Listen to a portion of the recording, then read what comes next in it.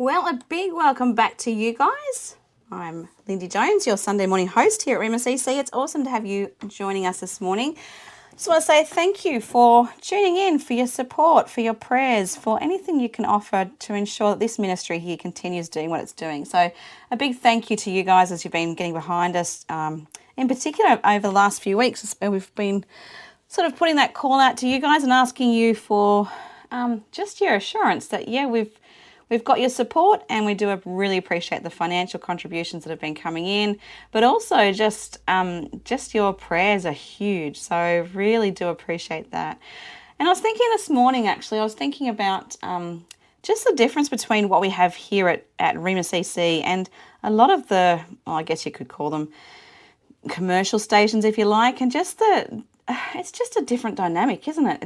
It's more like a community. It's like, I don't know, I kind of, when I'm listening to people or fellow hosts during the week, all the time actually, I kind of find myself tuning in thinking, I feel like I know them. I feel like they're a part of my everyday. So it's really cool that we have that connection, even if we're just, you're doing your thing, we're doing our thing, but together we're doing life in some way. So thank you for being a part of that. And I just want to say again that you really are appreciated. I hope you guys have been having a good week. It's been interesting for me. I don't have much of a voice at the moment, so I do apologise if I'm a little bit off this morning. It's slowly coming back. I can assure you that last week when I was leading at church, it was quite an interesting experience trying to sing and lead. And my husband was up the back of the church, and he was actually on sound between that and preaching and, all the bits and pieces that ministers do. And he was doing the sound, trying to get me to sound a little bit louder, I think. He was kind of looking at me like, is there anything coming out? But I was singing, there was just no voice. So anyway, I think we're all kind of taking a little bit of a hit at the moment. I think probably we're a little bit worn out as it's been a big year for a lot of us. It's been, I don't know, maybe a year of restoration after a big few years and as we tend to wind down anyway, it seems to be a case of we just sort of crash at different times, don't we? So, hope you guys are doing okay. Hope your health is not too bad, that you're able to just keep going to the end.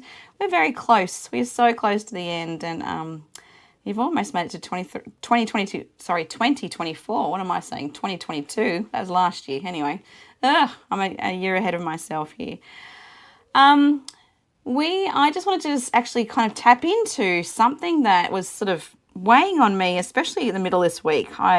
Wednesday was a bit of a big day for me, so I had a moment to there's actually a few different avenues. I just really had this observation that people, perhaps maybe just in my world, I don't know, but it just seemed like there was a lot of, I don't know, everything seemed a little bit heavy, like it was just like it's all just a bit too much, and just those questions of how do we keep going. So I just want to kick off this Sunday morning, with these words: keep your eyes on Jesus, who both began and finished this race we're in. Study how he did it, because he never lost sight of where he was headed. Hebrews 12:2, and that's from the Message. That's the Message version for that one. But again, just keep your eyes on Jesus. And don't know how you're feeling this morning, but if it's all a little bit too much, if the last few weeks have sort of been weighing on you a bit heavily, I just want to assure you that keeping your eyes on him, he'll show you how to do it. He'll show you how to get to the end line, and there's some serious truth to that. So I just hope and pray you can cling to that this morning. I pray that you're having a great one to start off with. We're going to hear a nice song now, and we'll be back shortly. Welcome back, Central Coast, and wherever you are in the world, I guess I should say, welcome back to anyone and everyone, and it's great to have you with us. I'm so thankful you're able to join in with us this Sunday morning. I'm Lindy Jones. I'm your Sunday morning host here at Rhema.CC. I pray that you're having a good one. I pray that things aren't too complicated, too heavy, too overbearing, if you like. I mentioned previously that this last week I've come across a lot of situations where it just seems people are feeling really down, feeling a little bit like they've almost failed. I've come across that word quite a fair bit. It's this sense of failure. I think things are beyond our control in a lot of realms. I think even when it comes down to things like interest rates and rent going up and petrol costs and grocery costs and then there's extra bits that we sign ourselves up for that we can't have the foresight to understand where we're going to be in a, certain amount of time, whether that's a year, 5 years, whatever it is. So there's those things that pop up that kind of leave us going, oh, this is all too much. I've overcommitted myself. I've made it too hard for myself. God, how am I going to get out of this? Let me just leave this one with you this morning. Let us not become weary in doing good, for at the proper time we will reap a harvest if we do not give up. And that's from Galatians 6:9. Now, I know especially for those who work in ministry, and I really try not to focus on that too much, but I know it can be quite wearing in ministry when you just don't see the rewards that you think maybe that you should be seeing. You don't see the outcomes that other people see in different roles. It's a different type of world. It goes for a lifetime, and there's that constant need to just keep going and keep going and keep going. I just want to assure you that we've been given a promise that if we just keep focusing on doing good, we will reap a harvest if we do not give up. Now, God knows what that harvest is. It may not be in this lifetime. It may not be something we even ever get to see, and that's hard to get your head around. But it's not about us, so I just want to encourage you, if you're tired this morning, if you're dealing with those questions of failure, if there's those questions of, what am I doing wrong? Why can't I get these things right? Just put your focus back on God. Let us not become weary in doing good, for at the proper time we will reap a harvest if we do not give up. Galatians 6:9. I don't know about you guys, but I really love that I can look at the history, even just of our church. Our church has been around for, it must be 51 or 52 years now. And thankfully for us, we have the assurance that,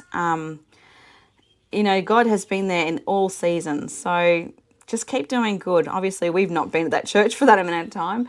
But, keep doing good, because God knows what he's going to do with those seeds. And again, there's that beautiful phrase, it's seed time. So the seeds that have been sown at a previous time, look at what they're doing in your life now. I know for myself, I look at the kitchen this is very, practical sort of observation, but we have a commercial kitchen that was put in by the pastors before us. And at the time they did dinners of a night time on a Sunday. And we kind of went, that was something that worked really well for them, but it just didn't seem to be the right ministry for the time and the season of us being there.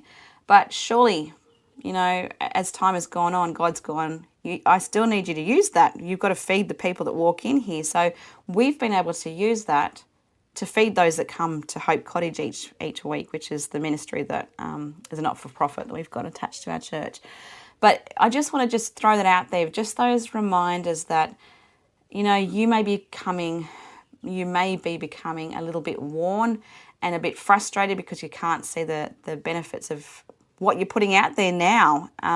But God knows what he wants to do with it. So just stay fast and stay true to that. And just put yourself back up on that complete understanding that God has got you sorted. So you've got nothing to worry about. Just keep doing those things that he calls you to. Eyes on him, keep moving forward, and you've got this. We're almost there. Almost there. God knows what he's doing. All right, I'll see you guys shortly. And a big welcome back to you guys. You are listening to Rhema.CC. This is Lindy Jones, your Sunday morning host, who doesn't have much of a voice at the moment, so I do apologise if I'm a little bit croaky. I mentioned previously that last week at church was very interesting, trying to lead and sing. Yeah, not very pleasant. So please don't go and search us on YouTube because, not a good thing to watch. Anyway, we can laugh about it later on, can't we? Romans 5:3-5. Not only so, but we also glory in our sufferings, because we know that suffering produces perseverance. Perseverance, character, and character, hope. And hope does not put us to shame, because God's love has been poured out into our hearts through the Holy Spirit who has been given to us. I just want to read that again.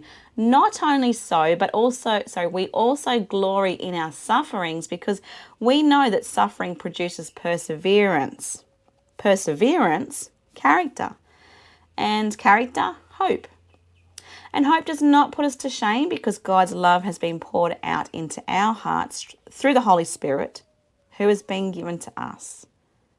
Now, how cool is that? Those last few words, God's love has been poured into our hearts through the Holy Spirit who's been given to us. What an awesome gift. We've got the Holy Spirit beside us constantly. And, that's the assurance that when we're going through trials, when we're going through things that are too hard, when it feels like it's a bit too weighty, if it's too challenging, if it feels like it's too big, like we're not getting anywhere, God knows what he's doing. You've got that assurance. I want to encourage you this morning, just if you're having a day where you're just so overwhelmed by the things that aren't going right, get up and keep moving. Keep pushing through it, keep going, and just have the assurance that you've got God right there.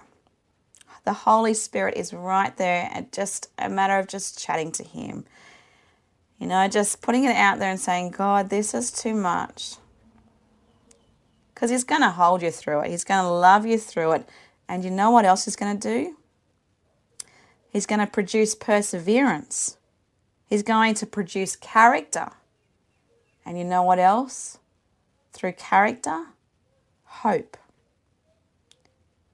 Now, in this world today, we need some hope, don't we? It's a little bit dark. It's a little bit depressing, if you like. Some days it feels like it's all too much. I've become very aware of my own sense of I need to not shut people down when they're talking about the stuff that's too hard for them. And that sounds so ridiculous when you're someone who's re-educating or going back to do counselling and become a counsellor again. I know that. I understand that. But to know that I perhaps know how to shut emotions and darkness and sad stuff down, I know how to do that because I've had the training. It doesn't allow the person I'm speaking to really get the encouragement that they need. So even if it's not you today that's struggling and feeling overburdened or overwhelmed, can I encourage you just to listen to other people, because I've realised that I don't do it, and I realise that there is so much that we can do and we can develop in other people just by being that, I don't even know what the word is, I guess a safe place just to bounce some stuff off, just a safe place for people to be real. And the assurance then that you have the hope, you know the truth, that when someone's sharing their hardship with you, you know the truth, that you can offer this to them. Obviously, we can't just throw it back at them with just Bible verses. I know that people can do that, but give it context. Just offer them that assurance that God's promised you. If you're going through stuff, He knows what He's doing in it. And specifically, He's producing a sense of perseverance. He knows you're capable. He's trying to stretch you. And you know what else He's doing? In that, He's going to change you. He's going to make you different. And you know what else from that? Hope is going to be found. And you know what comes from hope? Hope comes from, or to inspire hope, is just this beautiful whirlwind. It's this gorgeous whirlwind of transformation, because when you see hope, other people can see hope. Put your hope in God today. And if you hear of others who are suffering, remind them that God knows exactly what He's doing in that moment, because He does. God's love has been poured out into our hearts through the Holy Spirit who has been given to us. Again, that's from Romans 5:3-5. And there is the assurance that whatever you're facing today, He's got you. What a cool attribute that is. That's just better carry that around with you and just know the tough stuff's going to hit. The character development that's going to come from that is going to be awesome. He's going to teach you how to make it work, how to go the distance. And more than that, He's going to offer you hope. And that hope transforms and transpires and weaves into other people's lives. Now that's the gift that we can offer to so many people in this world that's just, it feels like it's all too much. Hope. Hope. Ugh, I hope you guys are having a great day. Just reflecting on that and really taking that in. I really do hope it just kind of sinks in where it's just like, yeah, cool. I've got a God who loves me and he knows what he's doing, because he does. All right, go enjoy your breakfast or go enjoy your morning drive or whatever you're doing. Take a moment just to notice the sunshine, the rain, whatever's happening in your world. Look around, see nature, enjoy it for what it is, because God has given you so much to focus on. That is good. I'll see you guys soon. Bye. And a big welcome back to you guys. I just want to say hi and thank you for joining me here this morning. I'm so thankful that you're able to. It is Sunday morning. I'm Lindy Jones, your Sunday morning host. Yeah, so we've been chatting a little bit about just the balance, I guess, if you like, between looking at the stuff that can weigh us down at times, the things that are a little bit too heavy, and the truth that God knows what he's going to do through all of it. It's actually really cool when you look at all the different Bible verses that reflect on, just those hardships, and just the fact that when we can start to internalize things when things aren't going well, we can start to internalize things and go, maybe God hasn't got a plan for me. Maybe he doesn't care about me. Maybe I'm just nowhere in any of it. Maybe I just am not a thought. Well, isn't there some serious considerations we need to think about when we take that into consideration? That's how the enemy works. He starts with the mind. He starts with those thoughts of, you're not enough. You can't do this. You've got nothing to offer. Everything's failing around you. Nothing, not even God's going to respond to you. But when you look at Jesus, and those 40 days where he's in the desert on his own, and those temptations that were thrown at him, those words, those lies of deceit, lies and just total deceit, those things of, see, God doesn't care. He doesn't care about you. He could be giving you all the things that you need right now. You could have the bread, you could have the water, look at all this stuff that's available to you. And what did he do with that? He didn't say, actually, yeah, you're right. No, he doesn't care about me. I'm sure he was tempted to. He didn't actually say to Satan, yes, cool, bring it on. Can we just sit down and have a meal together because I'm hungry? No. He stared right in the face of the enemy and said, I will not be played with. I will not be taken down the road where temptation to just make things easier will be the direction that I take. I'm not going to do it. I know where my strength comes from. I know where my perseverance comes from.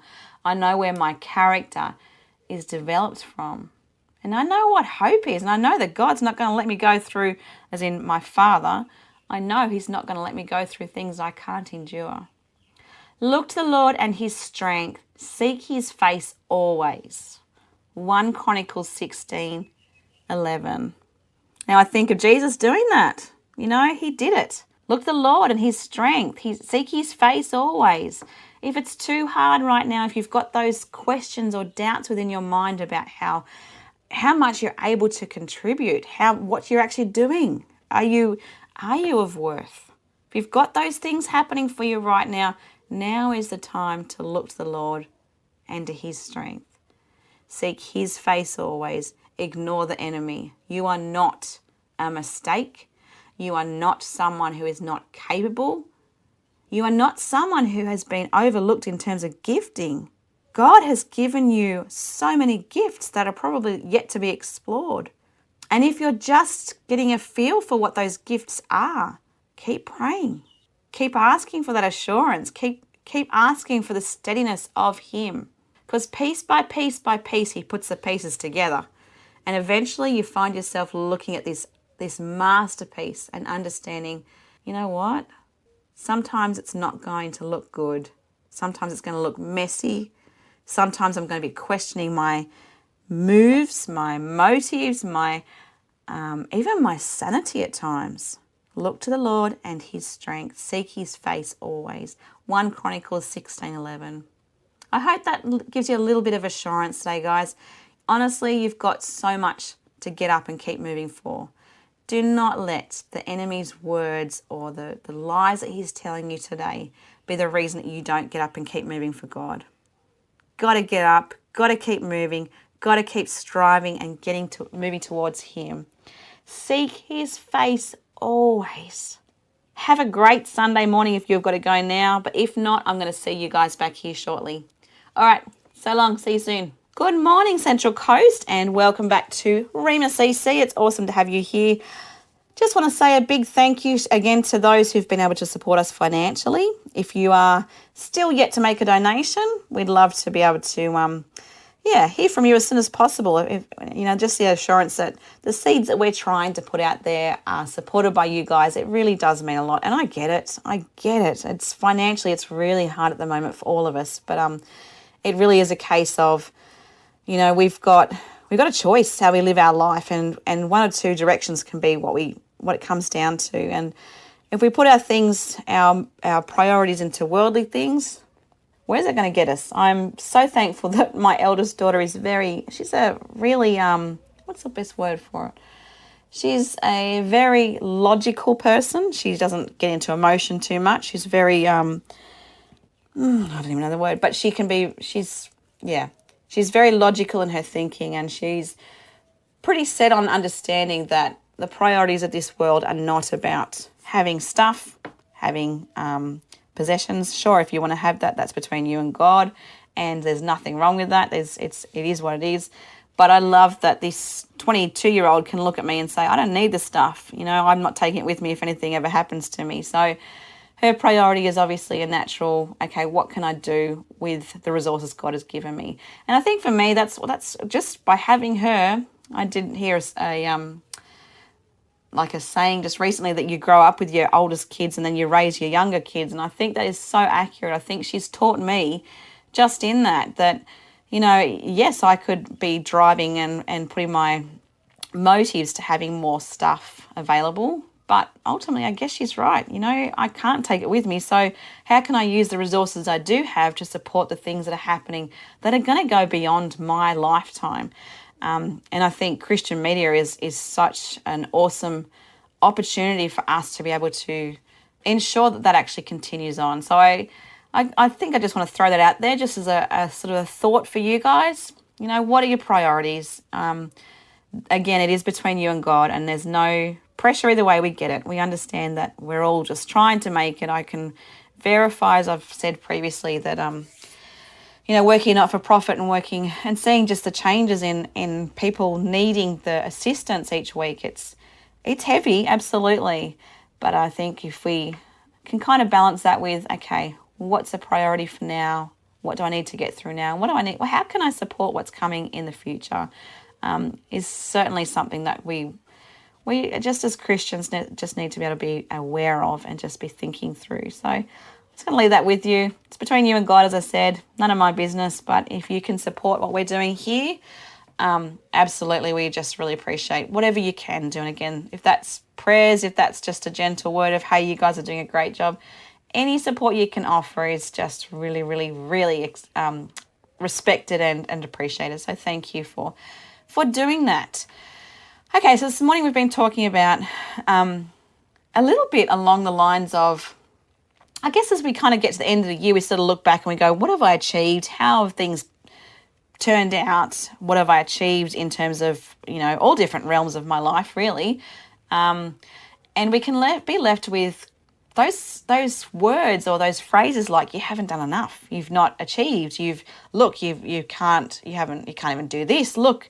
And I just in the last segment mentioned, we were talking about just the enemy's role in that and how he can really play on those thoughts. So we have an obligation to decide how we're going to handle it. Are we going to let him beat us, or are we going to remember that God is the God of all and he knows what he's doing through all circumstances? To turn away from him when things aren't going well doesn't really make a lot of sense. In our westernized world, I think we have this understanding that, or this belief that if God was really there, he'd be there to see us through and provide all the things that we want and rise to everything that we demand. That's God trying to be, that. If we flip that around and we look at it from a different perspective, who is the God in that? That's us being the God. But if we surrender that to him and say, actually, you know what, God?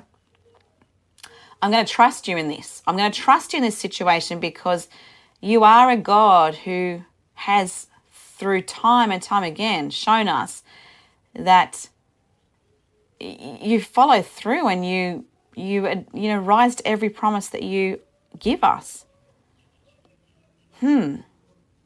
Okay.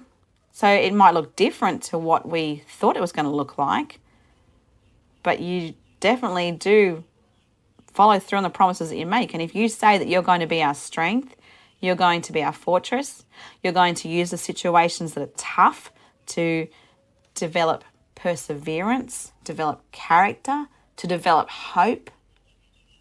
Man, there's some really cool stuff in that. I don't know about you guys, but I sort of take away the assurance that I have a God who is my best friend. I have him beside me through all times, all situations. He's there constantly. He's given me the Holy Spirit at the drop of a hat to be able to just say, hey, God, I'm calling on you right now. And he's there. You know, that's awesome to be able to have that understanding. I don't know how people do it without God. I really, really don't. If that's you, if that happens to be you right now, if you're someone who is just struggling without God, can I assure you that we actually have a God who oversees all of it, who lifts you up out of the pit, who sees potential in you that you can't even see in yourself. We've got a God there who loves you. He designed you perfectly. And you know what? He knows what he's doing. Just give it to him. All of it. Just give all of it to him. Now, this one's for ministry leaders. I'm assuming that around this time of the day, we've probably got most people sort of setting up to go either straight into service or they're already in their service. There are a few churches that start earlier. But I just want to assure those who are in ministry, you know, I think ministry can be one of the most wearing roles because you're constantly thinking, am I getting this right? And while in other realms of society you might hear, you know, one or two, well, that's not actually true because if I look at things like schools or even in roles of management stuff, you're always hearing people complain. But I remember a few years ago sitting in a meeting at a church that we were working at in Sydney, and I heard lots of different points of view on the one topic that was being discussed. And I thought, if I was sitting in the room with a bunch of other counsellors, we would probably be on the same page here, because we had the same worldview. But instead, I'm sitting in this room with lots of different people, with lots of different worldviews, with lots of different opinions, with lots of different historical or their own histories. You know, we all take it into the church, and that can be quite defeating when you're in a ministry role trying to please everyone on not only just a surface level, but you're trying to just meet their needs spiritually. You know, burnout's a big deal. It's huge. But I just want to encourage you guys, God's bigger than that. And if you're worried about the people that you're serving in your ministry, as in they are the reason that you're there, please just spend some time with God. It really is a matter of perseverance. It's a matter of perseverance and character building. To be able to pull yourself away from what is happening within your church, pull yourself away and spend some really good quality time with God. That means crying out and saying, God, I haven't got a clue what I'm doing. By all means, do that. If that means being angry about a certain situation or a personality that you've had to come across, do that. If that means being excited and just laying it before God and saying, God, thank you so much for what you're doing here, do it. The best communication that other people are going to learn, that's not how I meant to say it. The best way the others are going to learn how to communicate is by seeing you communicate with the God that you love. And that's in any sort of ministry. You've got to keep it real. You've got to make sure it's authentic. And if you're burnt out, he gives you the strength that he needs. If you feel like people aren't turning up or supporting what you're doing, because it does happen. I know I've experienced it myself. That was one of the first things I found incredibly difficult when I was working and like with my husband is, I recall just in Sydney, I'd organised what I thought was going to be a huge event. And it was at Warragamba Dam. It was when we were in drought last time. And I'd contacted probably 60 or 70 churches and said, look, this is the story. I really feel called to be praying. I really think we should meet up there on this date. I had sound equipment that I'd personally paid for. I had it all set up, ready to go. Well, it was my parents that turned up, another couple from our church, and my family. So there was humiliation in that. I was like, my goodness, I am so embarrassed because this is just, there's no one here. No one has supported this at all. This is so embarrassing. But I'm telling you this now. The 2 weeks before that, I had no idea. There were 2 other groups that had been really felt led to go out to Warragamba Dam and pray for that specific area. I was from Penrith, so it was a big deal for me. But they felt really led to go out there and pray in that region, in that particular space. This was 2 weeks prior to me saying, this is the date we need to do this. So they did it for 3 weeks. That place was covered. Do you know what happened the Thursday after